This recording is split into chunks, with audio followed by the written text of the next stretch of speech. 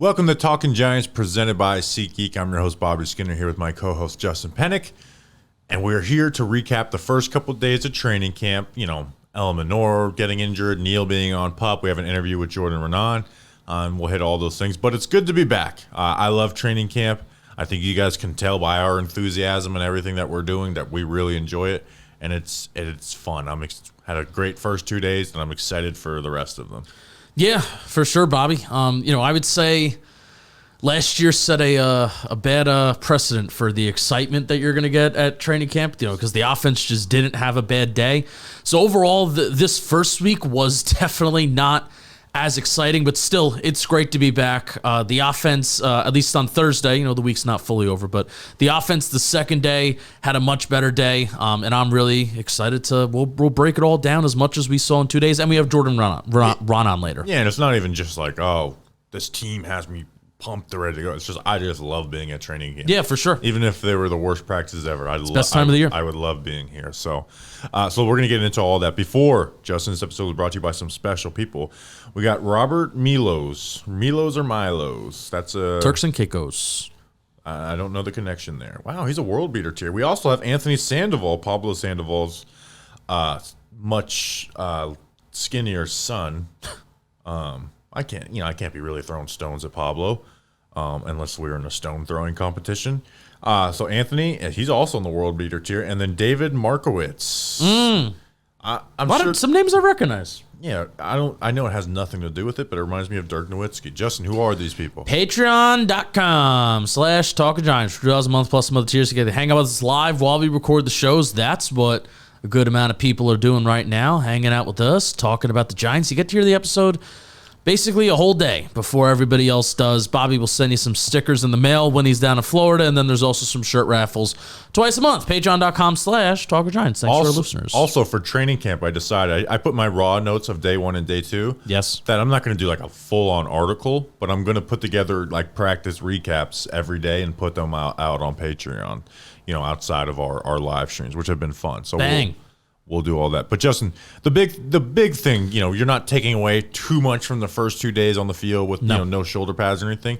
But the big thing and big picture thing that we could talk about is the Giants' right tackle spot, and specifically Evan Neal. Right, so Evan Neal starts out on PUP, the physically unable to perform list.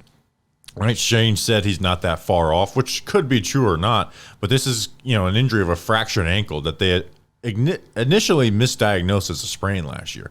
Like, let us not forget that they tried to have him come practice and get back on the field, and they're like, whoopsie daisy, this thing's actually broken.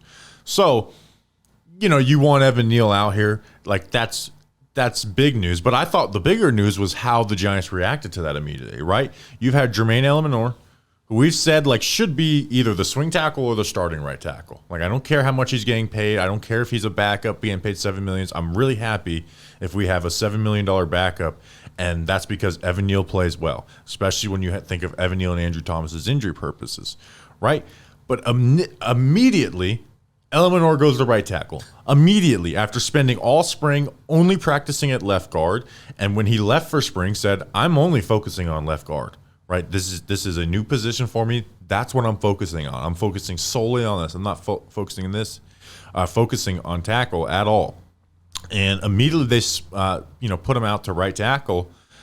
And the takeaway from that is either they're playing games, and as soon as Neal comes back, they'd put an Eluemunor at left guard, or they're really going to truly make Evan Neal earn this spot, which they always should have. Now, if he wasn't hurt, he would earn it by getting the first team reps initially and then pulling the plug. But we've always said, you can't let this decision linger into the season. You kind of have to, you either have to have a good feeling or a bad feeling about Neal and make that decision before the season. So I hope that Eluemunor going immediately to right tackle signals that they're not going to just simply give Evan Neal the first crack in the season at right tackle. Yeah, and I'm not totally sold on Evan Neal's timeline either of when he's going to come back. It could also just be a lie that he could be a month away or whatever. Which there is going to come to a point. Brian Dable has talked about it. How it looks like they want to do things differently, and that we're going to talk about the intensity and the format of practices and how they're different this year. And one of the things is that we've seen basically the starting five are the starting five. And if, Jermaine Eluemunor went down with an injury, Azudu came in. But the starting five are the starting five. The backups are the backups. There's not really this rotating game that they're playing this year, which is good. And they need to practice. They need chemistry, because I think you've seen, especially last year, that you had a group that just didn't practice together. You had a group that was not ready, was not prepared.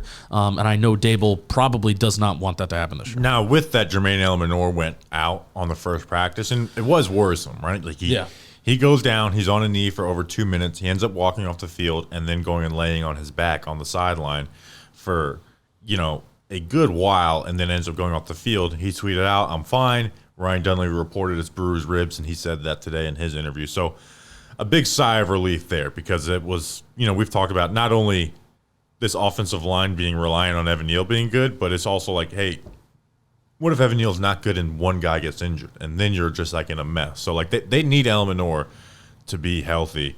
Let me ask you this. We talked about this a little bit on the interview. We asked Jordan about it. What do you think? Let's say Evan Neal's ready to go Monday, and so is Eluemunor. What do you think the first team lineup is going to be? Like, are you reading into this where they're going to let Eluemunor be at right tackle? Because I still think if it happens within a timely manner that Evan Neal's activated, which again may not happen, I do think they would just put Neal at the first team right tackle, but hopefully with a plan to pull him if it doesn't look good. Right, exactly. If it's this Monday, then Evan Neal goes to right tackle. Jermaine's at guard. But then if we're talking like after the second preseason game, then I think it's a different conversation. Yeah, absolutely, because they just can't put their eggs in that basket, right? They cannot put all their eggs on the let's hope Evan Neal is good basket.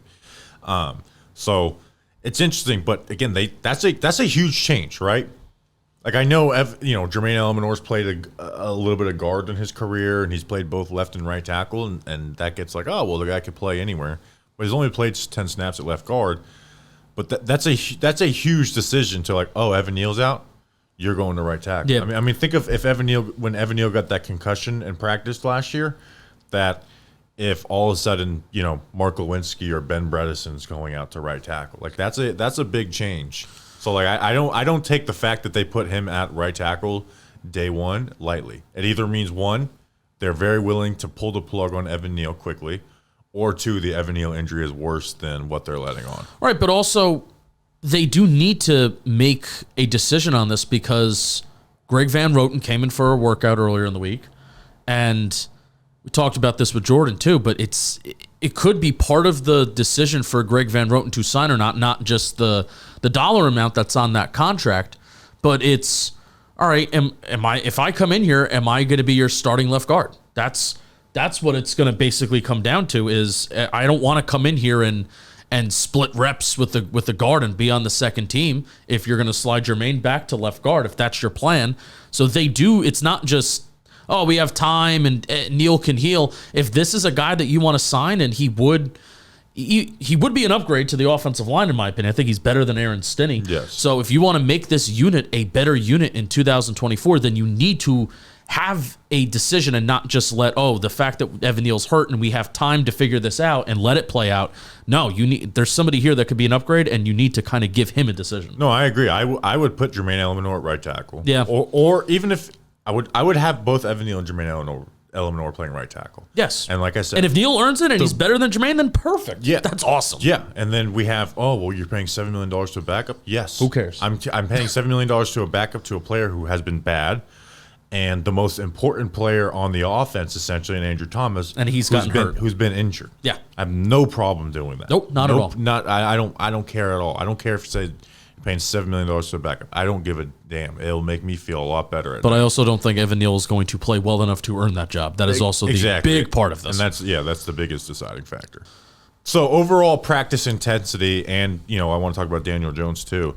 One, they've been working only 11 on 11, which is wild in comparison to past years with Dable, where the practices have been a little lighter.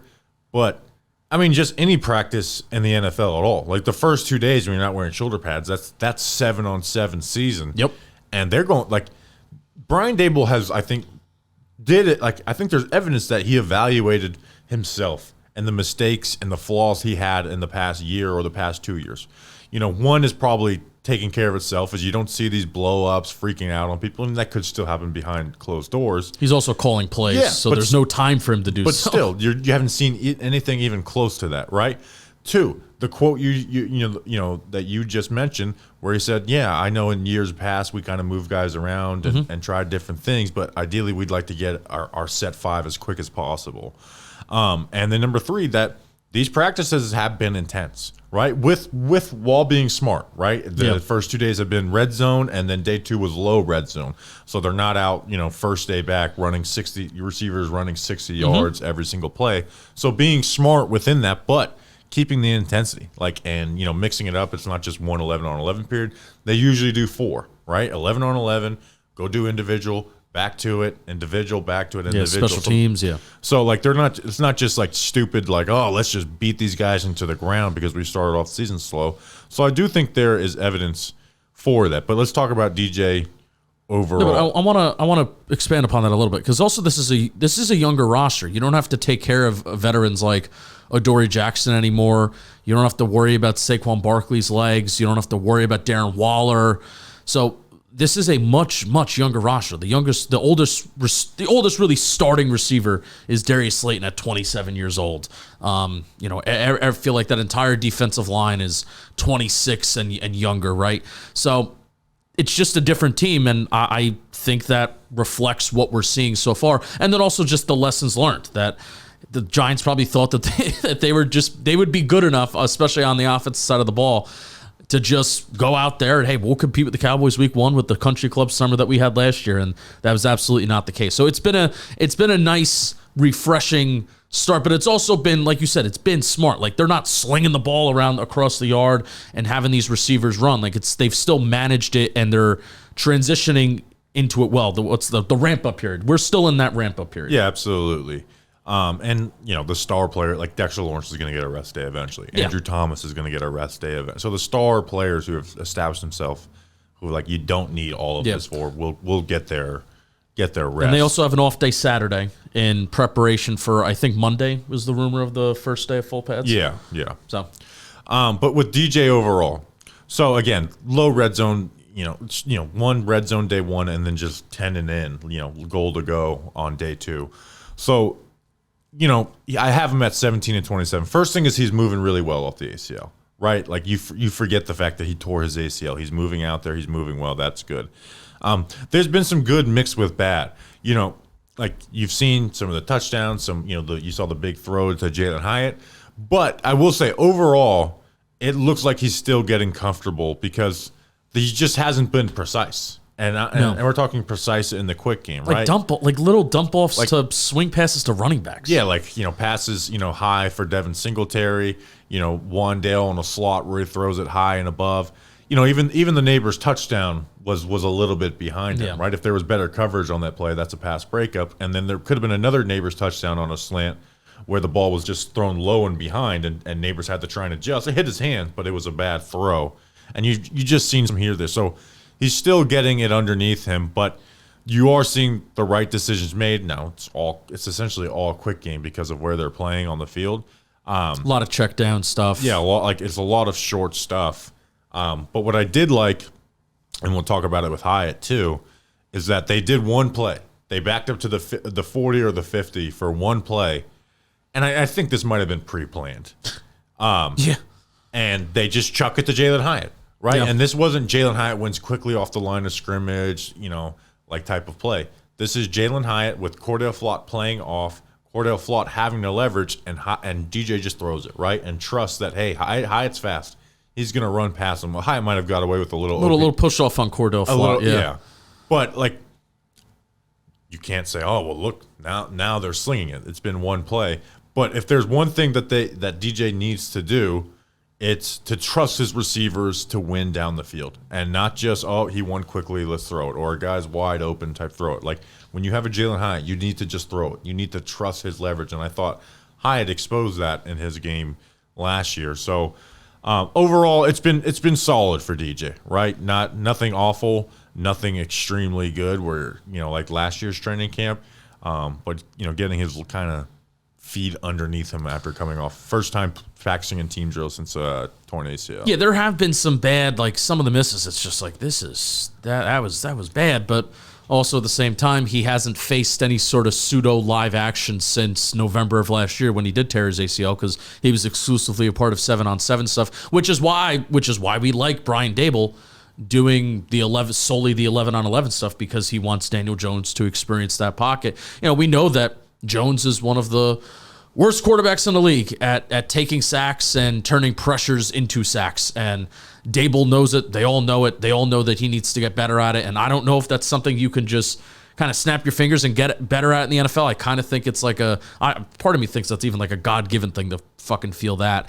and also keep your eyes downfield and throw. So, but Jones needs to get better at it, and we need to avoid how many sacks we take and the drives that end. So I'm all for it.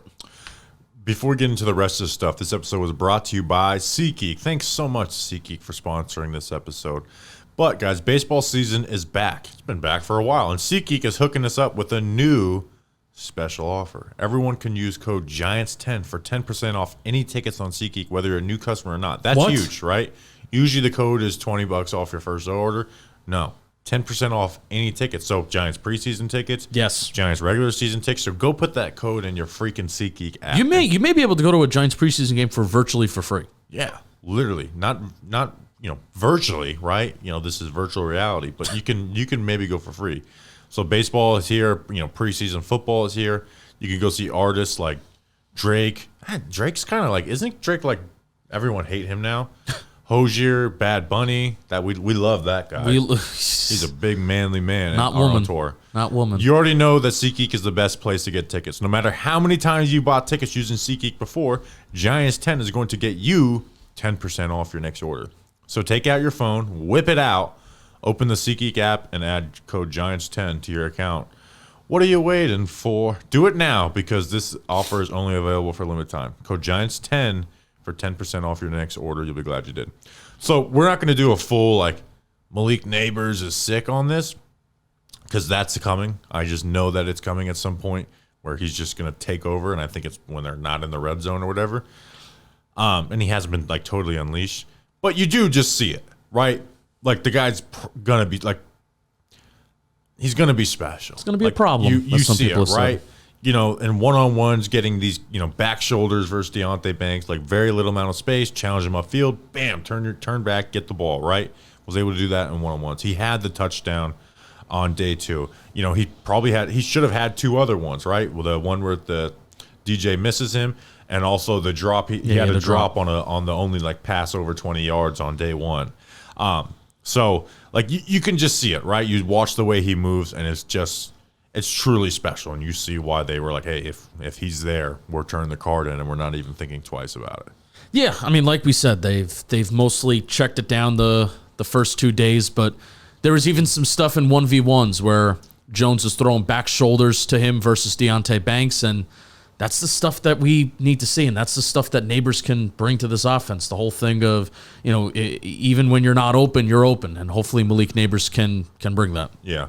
The other thing with the receivers is, and this we'll probably talk about a little more as it plays out through camp, but Jalen Hyatt is getting significantly more snaps than Darius Slayton. Mm-hmm. And it really feels like they're trying to push this along.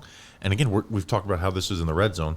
That's the one area where you can't even argue that Darius Slayton's a much more, important piece in the red zone than Jalen Hyatt. And you've seen it. Jalen Hyatt has 0 targets until the one play where they backed. It's almost like they backed it up to hey, look, can we get Jalen Hyatt a target? He didn't get a single target because he's just not good down there, right? And no. I haven't focused in on him and how he's improved. He had a great one-on-one versus Trey Hawkins where he cooked him. But you need to see growth in there. I'm not going to have any big takeaways about this, but it has been noted that Jalen Hyatt is getting significantly more reps than Darius Slayton. And we're talking about a guy last year who in training camp got 80% of his snaps with the second team. I mean, I think they're giving him an opportunity. I think this front office wants, and I think everybody else wants Jalen Hyatt to eventually be wide receiver too. But I think they're giving him the opportunity to be that because you know what Darius Slayton's going to be. You know that Darius Slayton's going to be reliable. You know that he can attack all 3 levels of the field. We know that. We don't need to see Darius Slayton with the first team with the third year in a row. But I think giving Jalen Hyatt the opportunity to excel in an area that he isn't typically very strong in inside the red zone. We'll see once we go into next week and once they get out and maybe start working third and longs, what that actual breakdown is. But giving him the opportunity, and I don't think that's a bad thing. I think it's a good thing. Yeah, and again, we'll see how it plays out through the rest of the camp. And then last thing before we get into it with the Jordan Raanan interview, just a little okay, that's new. The thing I've been talking about too much, I'm probably the only person that cares because anytime I bring it to anyone else, no one cares. Dyontae Johnson, who was a UDFA out of Toledo last year, right? Had some pretty solid film, even against Ohio State, right? Almost, should have intercepted C.J. Stroud. Our favorite UDFA. And day one, the first time the second team is on the field, the first throw, Drew Lock goes and throws a little sit route to Isaiah Hodgins. Dyontae Johnson does a great job reading his eyes, gets underneath it, and gets his hands on it, right? Not a clean, should have caught it, but gets his hands on it and breaks it up, right? Great play and coverage. And then I notice towards the end of practice, Dyontae Johnson's getting a little bit of run with the ones. But they ran some wonky lineups, where it's they had this guy on the field. I didn't read too much into it, but I was okay, that's interesting, though. Guy goes from practice squad the entire year to getting some first-team reps. And then on day two, now I'm fully intrigued. And I don't really have too many takeaways from their play because it's hard to notice linebackers sometimes when they're not on pads. Linebacker 2, Dyontae Johnson didn't get a single second or third team rep, and they split reps with Micah McFadden. In the first team, and I think Johnson ended up getting more. So Micah McFadden in this system has been a question for me. How does he work in this system? It doesn't fit him as well as Wink Martindale. And it seems like they're really going to give Dyontae Johnson a shot to play in this defense. So that's going to be, preseason. I'm watching Dyontae Johnson and how he does. Yeah, and something else that stuck out personnel-wise on the defense was Nick McLeod being a slot corner. And starting slot corner both days, too. Yeah. Now, it could be they had Tyler Nubin, who didn't practice the second day, but he was with the second team the first day, and I view that as, hey, it's an NFL thing where they let the veterans kind of start off maybe the first couple days of camp, and then they'll work the rookies in if they really view the rookies as, they can start and they can compete. So I'm going to be interested to see if and when Drew Phillips gets involved in the slot corner, nickel corner first team mix, because I think he will, but it's worth monitoring where, we were talking about Nick McLeod last week and in his PPP, and then even the Camp Battles episode, we were talking about him battling with Cordell Flott for CB2 on the outside, and that still could happen depending on Flott's overall development and progression. But if they feel confident in Flott, it's an interesting notion to put Nick McLeod in the slot, in the nickel, because he's a better run defender. He's a more physical guy. He could be an advantage there. And also the other guys just may not be ready. Yeah, and McLeod is a better nickel corner, outside corner to me. And he's physical as hell. And you saw him get real physical with Wandale, had a pass breakup. And now there was one play that got called for holding, but to me it was one of those Senior Bowl one-on-ones where the receiver gets the break 7 times. That's just not doing that in real game life. Where McLeod was frustrating Wandale, and on the 7th cut, Wandale breaks away and he gets called for holding. But that is where Nick McLeod fits. And if they don't think Drew Phillips is good ready right away, I think Nick McLeod can, serve that role, especially playing the flats and coverage more so in this defense than having to cover a bunch of space or protect the deep part of the field. It could be a good spot for them. And you mentioned we didn't get to see if Newman would have been first team on the second day, but usually they all if there's a position battle, usually it's someone gets it day 1, someone gets it day 2, and then it kind of figures itself after that. McLeod got it both days, so maybe it's not even that much of a battle, and they truly just think he should be the nickel corner. Is the vet grace period over yet? That's my only. My only question. But if we hit day 4 and he hasn't, right? If he's taking the first team reps continuously, then it's just his job at that point. Yeah, for sure. I don't even think.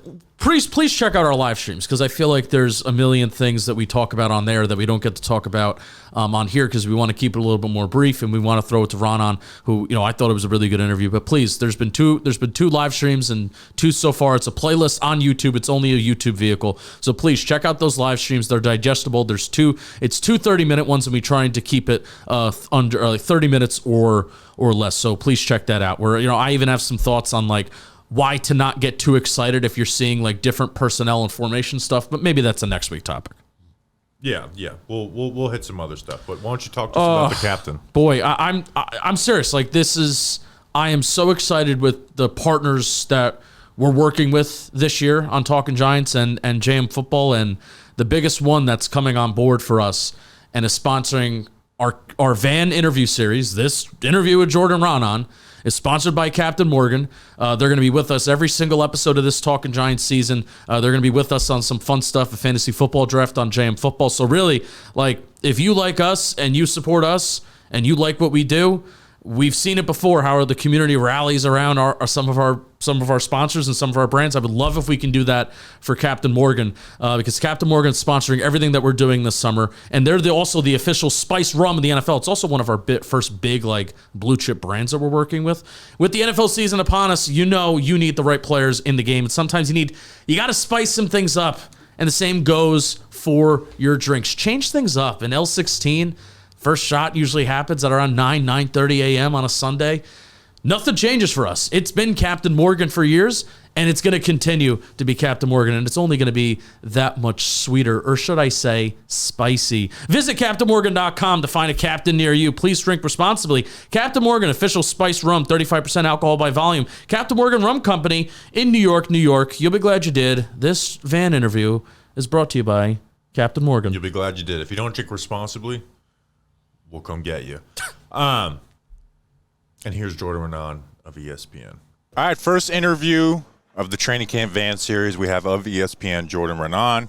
Thank you for jumping on. First thing, before we get into all of it, what's up with them letting you guys take videos this year? And we're up there like trying to not take videos or not post them. And we're trying to be choir boys. Yeah, like you guys have become the bad boys. What's going on? We don't ask. You just that's a basic premise of the job. You just do it and you don't ask questions and ask for forgiveness later. Ask for forgiveness later and plead ignorance if they're like you're not supposed to be taping. So, yeah, no, I think they've loosened a little bit on that. See, the rain probably because you guys were doing it in the stands. The rain is what's stopping us, because if it rains, we are trying to get into the complex to be it. So it's like we can't have them get mad at us and be like, okay, but also can you do us a favor and get us in? So, look at you walking the fine line of journalism, bros. By the way, why do I always look so small? Short here. I get it. You're massive. I'm like Evan Neal size. But how tall are you? That's better. How tall are you? Well, are you slouching?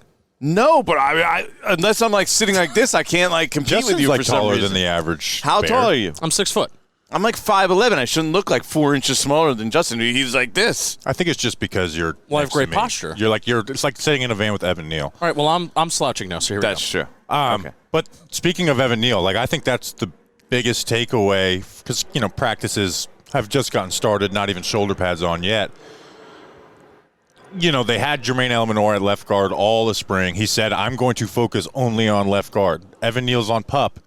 I mean, the first chance they got at it, they put Jermaine at right tackle. Are they going to force Evan Neal to play good enough to get a starting job, or is he going to get like first crack of that when he gets back?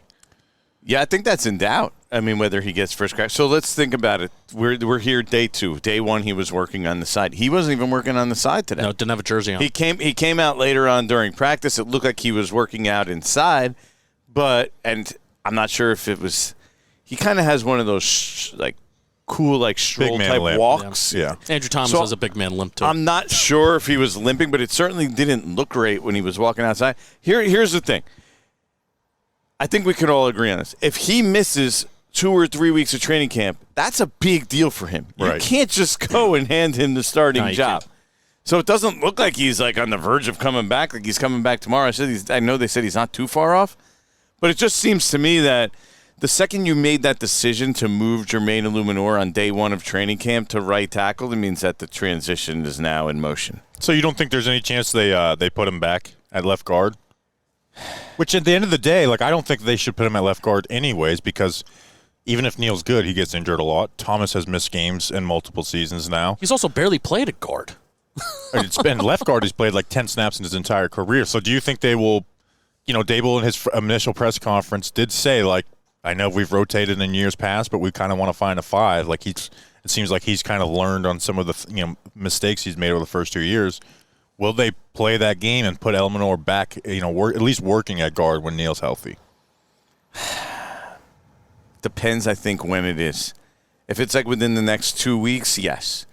If it's after that, I think the answer is no. They can't take the risk. They just got to. Okay, we don't know what we're getting from him in the first place, Evan Neal. That's still part of the problem here in the equation. That we just gotta. We just need to stick with something that's stable. But also, what's their solution at left guard then? Yeah, I mean, are you happy with Aaron Stinney? No, but he's not the worst 5th starter in the NFL, so it's doable. I'm not happy with it. I think they should go out and get Greg Van Roten. Yeah, do you think by the time that people are maybe listening to this tomorrow morning that yeah, that's Van a good Roten's question. Is how do you know how that meeting went? What the interest level is? Yeah, I actually there? made some calls on it this morning, and my understanding is it's still open as a possibility. Mm-hmm. They're staying in contact. There's been some talks, but there's nothing there that's like definitive. Like there's a bunch of factors that have to figure in. If you're Greg Van Roten, you kind of need, and this is not the way it was portrayed to me, but I'm thinking about it from his perspective. Don't you really kind of need to like be almost guaranteed you're going to be the starter? Oh, I think Greg he would, Van and Roten? I feel like they could if they just say, hey. But then that would be a Eluemunor's mission for the Giants that we're done with the Evan Neal right tackle thing, right? not necessarily, right? I think if Eluemunor is your first backup on it, one, Evan Neal hasn't proven to be good, and even if he does make improvements, we don't think he's going to be a good tackler, just be an average. And both the tackles get injured, and swing tackles in important. Like they didn't sign Eluemunor to be a backup, though. They think he's better than that. You saw Hard Knocks. Yeah. There was a scene where they basically said he was there, starting right tackle or left top guard. free agent lineman. I think by there he was talking about their personnel department, their personnel people.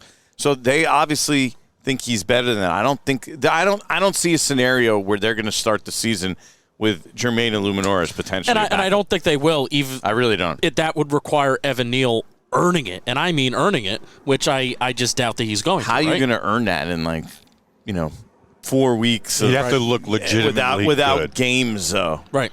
Yeah, we're talking preseason, but yeah, like he would have to play like the whole preseason game, and then you're judging him against backups mostly. Like, yeah, that just seems like a disaster. Yeah, I don't know. We're talking about a scenario where if Neal Neal comes back on. We're talking about a scenario if like Neal comes back on Monday or so, right? Like you mentioned before, time can just make the decision for them. Yep. But with do you know like if they made an offer, like because they've kind of been. They've been known to be strict, like, hey, at this point we're only giving out vet minimums, right? And Roten could be someone who wants $3 million per year or something. Like I remember they wanted Cole Beasley, and Beasley, didn't want to do the vet minimum or the practice squad, and then eventually came along.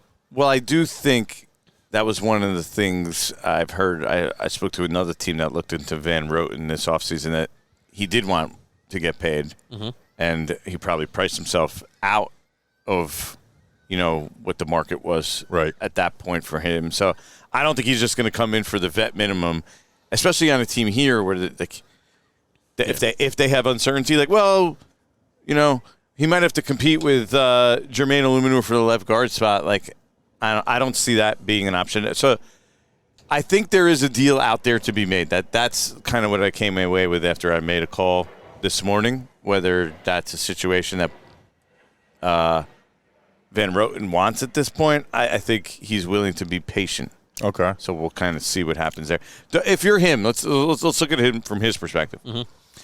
Don't you just wait till somebody has an injury and they need you, rather than take this spot if we have any of the uncertainties that we're talking about here? Right. Yeah, I just feel like the Giants could give him that spot if they were really serious about in the depth. Then to me that would be saying we're done with Evan Neal being the starter.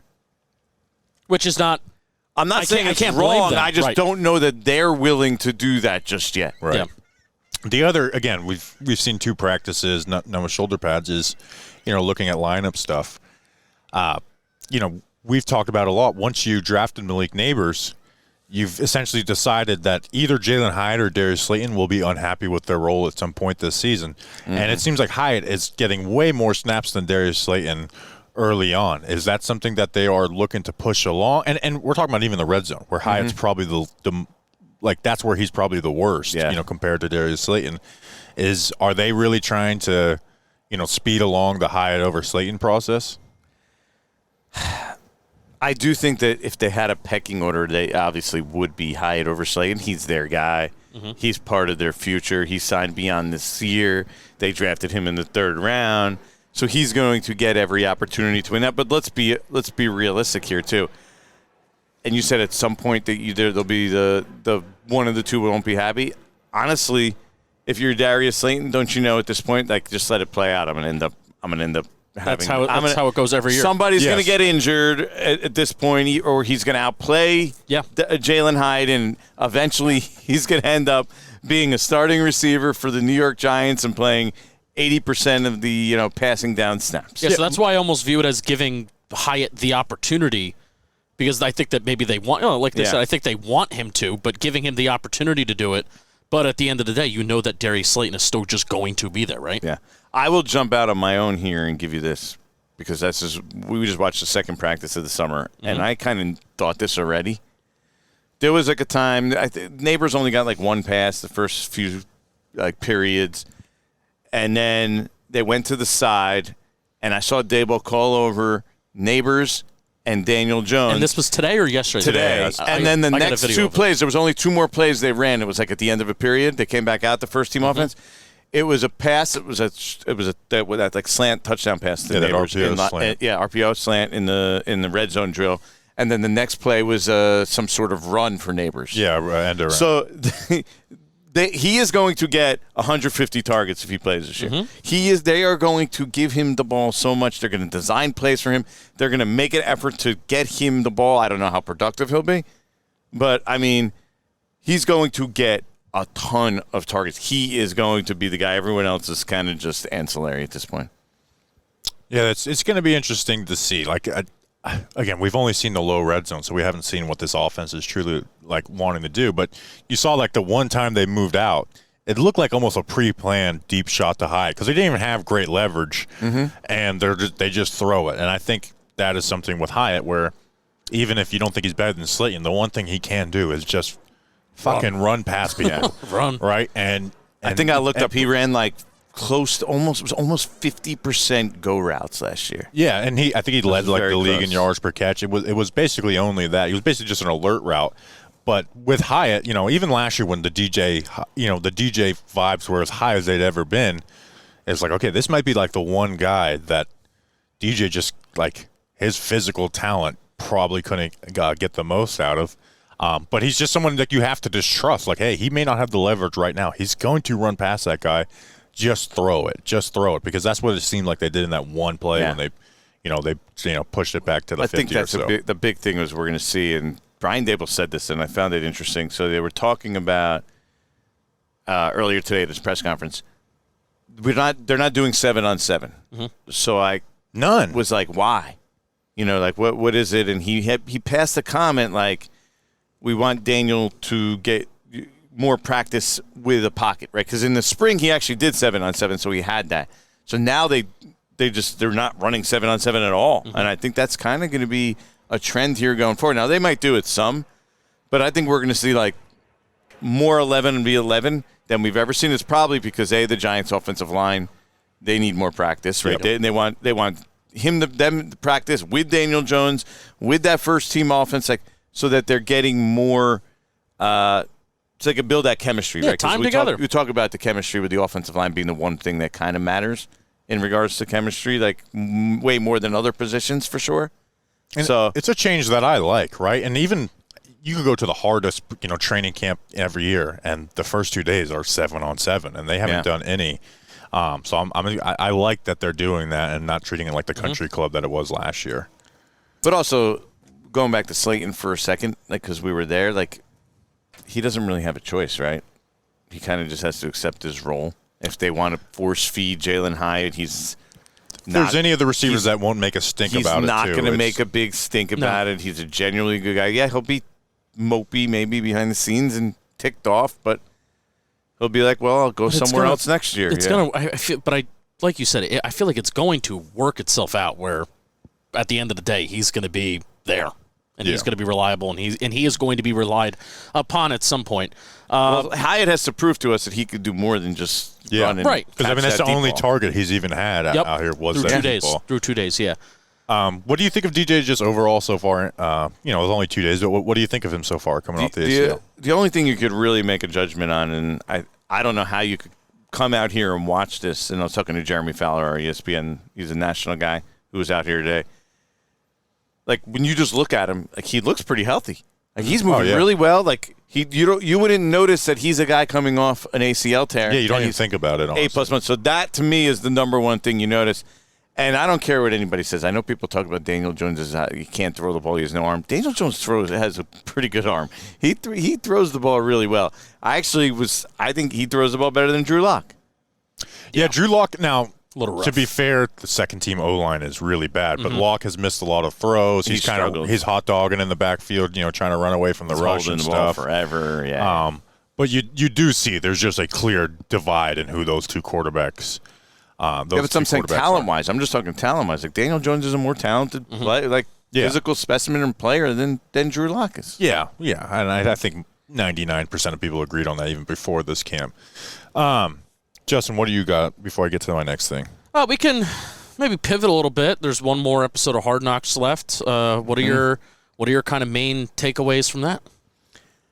I've been surprised at how much they've shown. Justin was right. Please apologize to me. You're right. Thank you. I was wrong. I thought for sure we were going to have a totally watered down. Yeah. I was wrong too. I think I even texted you when it came out and be like, dude, they're going to show us nothing. It's going to be propaganda. We're not going to. But they've been very open. I look. Obviously, they're not showing us everything. Right. They didn't show us anything about Wink and nothing about the bone process. The Drake May and quarterback trade up stuff, though. Like, I'm shocked that they not just mentioned Joe it, but Shane going over to the suite of the Patriots. Mm-hmm. Yeah, but they went through their entire draft strategy for the first the entire strategy. Here for are the first 5 round. Pivot points. Yeah. Yeah. So I've been very surprised, and also you guys follow the team regularly. I cover the team regularly. I talk to John Mara and all these other people, and you speak to John Mara for years, and you kind of have an idea of how he operates. Mm-hmm. But it's one thing to see it, to see him having conversations with the general manager. Yeah. And so there's no other place in the world we get to see that, right? That's just not – nobody gets to see the owner talking to his general manager. He is not being portrayed. You can tell how uncomfortable Shane is around him when he disagrees with something. They're both uncomfortable around each other. What do you think about that? I think – first of all, I think they're showing tough decisions, so it's not the day-to-day stuff. But true, they're actually pretty close from what I know. Like I've seen, like Joe Shane spends a lot of time with John Mara. Like they go out to dinner when they're at the owners' meetings, like things like that, with their with wives included and family. So he actually has made an effort, Joe Shane, to have that relationship with the owner, and I think vice versa as well. But I will say this. It validates to me what I thought about John Mara, because the way he always explained it and the way I understood it was that he wouldn't force decisions on the general manager, but he would give his opinion. Yeah. And so you're seeing his opinion. He has a really dry personality in the first place, and you see that. Like, I'm not going to be able to sleep if Saquon signs with the Eagles. That's his way of basically telling the general manager what he wants, right? Or what he's not saying you have to do it. I'm not telling you what to do. Here's where I stand. I'm not telling you what to do, but I'm going to pressure you, in a roundabout way, saying this is what I believe is the right decision. You do it. You do whatever you think we want, but obviously I'm going to hold you accountable later if it's not the right decision. Right. And the critique. It's a bad way to work. Personally, I mean, the critique terrible. of that, because people will look, Shane didn't bring back Saquon even though Merritt. Well, Shane was very strong-willed in that. But where it gets questionable is, okay, what about the decisions where Shane's not 100% sure on what he does? Or sometimes you're just willing to relent, which I'm we don't know, but I'm guessing Dave Gettleman was just a pushover. Well, and that's the issue, and right? So, like, when you have other people there, some of the decisions are going to be based on what John Mara's Gettleman would go desire is. I mean, Gettleman would go behind his back to say the right things to Mara and say, I go back to 2019 with Pat Shurmur, where he went to John Mara and said, I think we should fire him in a way to save his job and not make themselves a package deal. And then you think of every other, like Dave Gettleman tried to, and that's why he got in the job in the first place, because they told him we could make another run with Eli. So, it's not like the biggest thing in the world, but like he does try and make influences on the big decisions. And I mean, he's an owner. He owns the team. He's allowed to do that. Yeah, you're allowed to do. He can do whatever he wants. It's just probably not the optimal way to operate. Right. But I give Joe Schoen credit because, first of all, I think, I don't know where you guys stand on this. I think you're probably in the same boat. It was the right move for this team not to roll it back with Saquon. We've went over that a million times. Like this team wasn't in a position to be able to do that. They needed to reinvest in other positions, and they couldn't afford a high-priced running back. It just didn't make sense for them. Yep. Joe Schoen stood firm in what he was going to do there. I mean, it's awkward when your owner keeps making comments, I guess, but he never wavered off that. The second that they didn't sign him the year before, Saquon was gone. He knew it, Saquon. Joe Schoen knew it. Mm-hmm. And even the year before, I think, and that's the thing, I think Joe Schoen probably went past the point where he even felt comfortable paying Saquon, and he still couldn't get it done. Mm-hmm. Yeah. Now I'm not, and also I don't blame Saquon. I mean, dude, we've got people. Yeah, we've done it ad nauseum. People that are blaming Saquon. The Giants, as far as I know, offered $22 million guaranteed. He got $4 million more. Yeah, he got more money when he was a year older, and another injury, and coming off a bad year. Yeah, so the Giants didn't really offer him what his market value They offered him was. 2 franchise tags. Yeah. Ryan Dunleavy told us that in the van last year. Yeah, the main takeaway was something that I'm glad to hear is because I'm coming away from this being like, I don't know if John Mara and Joe Schoen really fully are on each other's same levels here. But now that's kind of good to hear that, that's just, like Bobby said, those tough decisions, and they are closer, and Joe Schoen makes that effort, which is good. Because that is a worry. I don't think there's a big rift there. I really don't. Good. I'm glad. I don't see that at this point. Now, maybe if Saquon Barkley goes and lights it up for the Eagles and the Giants are sitting at 2-8, it would be a lot bigger. There'll be a lot bigger deal and tension there because we know where John Mara stood on that. Right. Justin, you have anything else before we ask the final question? What do you? Oh no, I was going to ask what do you think about my beard, but maybe we'll touch on that at the end. Is there any? I know there's only been 2 days, but is there anything that you're thinking about, you're talking about, maybe you're writing about that not a lot of other people are? Is there anything you want to put out there? I'm just curious. So, what are the expectations for this team? Well, that'll lead into the next question. Bang. What is your record prediction for the 2000? Let me say this real quick. So when I asked Joe Schoen and Brian Daboll yesterday, you're in year 3. Yeah. What's a realistic expectation for where you're at with building your program, right? And they yabba sidestepped it and wouldn't answer. So I even followed up and said, how fair is it to expect you in year 3 to be able to compete with the better teams in your division? The Eagles, I know you beat them in the finale, or the Cowboys, or the best teams in the league, really, in general. Yeah. And they did yabba. Yeah. And they didn't answer. And I think it is a fair question. Like, don't you have to show growth? We need to see growth in year 3. You can't just go 6-11 and be like, well, we're going to get a quarterback next year. Yeah. So my judgment point is the draft classes, right? We need that 2022 class guys to step. Even Kayvon, who's been the best out of them, needs to take a step up. Wandale needs to take a step up, even though you like what he got at him. And then other guys, Neal seems like a lost cause. Overall, they need Deonte Banks to be a number one corner. JMS, and they Hyatt. need all going to neighbors to be a stud. They don't need all of them. Obviously, not all of them are going to. Those top 3 picks need to take steps up. But if this 2 of the 3 of them end up being significant players, you'll take that, right? Yeah, it depends on how significant, I guess. Was it you? Right. I'm judging on the draft classes. Yeah. He made the mistake with the Daniel Jones contract. We all know that. Now I'm going to judge you on the draft classes until you can find that quarterback. Was it you who tweeted out this morning about their overall roster construction and that there's only 2 guys left? Oh, that's Duggan. What, Aziz and who else? Aaron Robinson. Aaron Robinson that are Who's not Joe Schoen. He's not even really on the team. I feel like they're just letting him, like, hey, man, you got really hurt. We'll let you play out the rest of your career on PUP. Yeah, he had some sort of some setback. checks. He told me about it at one point of something with I believe it was with Actually, I don't even want to throw it out there because I don't want to throw out, potentially. Actually, yeah, we could get a headline. What's the deal incorrect medical stuff? But he had some sort of setback like last year with the knee, and he had some more complications. That sucks. Dan Benton, clip that up and make an article of it. So 7 and what is your record 10 prediction for the 2024 New York Giants? 7 and 10 has been my record prediction from the start here. So I think I'm. Is that an optimistic 7-10 or a pessimistic 7-10? I think 7 and 10 is probably on the high end. When I look at the roster overall, they would need to beat that. They would need a lot to go in their favor. Like my biggest concern with this Giants team in particular is depth. Like, yeah, there's not. If they have any key injury, like they have none. They're in big trouble. So especially on both sides of the ball, but like both sides. I mean, even like defensive line, like that's the strength. They don't of even this have team. a second starter for defensive tackle, really. Well, their only position they have depth is wide receiver. Nacho's an NFL player. He's proven he could play it. Yeah, but he's a decent player. He's supposed to be a depth piece and on good teams. Well, that's the problem is you want to rotate defensive linemen. You should have 5 guys, 6 guys that you could play consistently. They had it last year, and then guys left. Now they don't.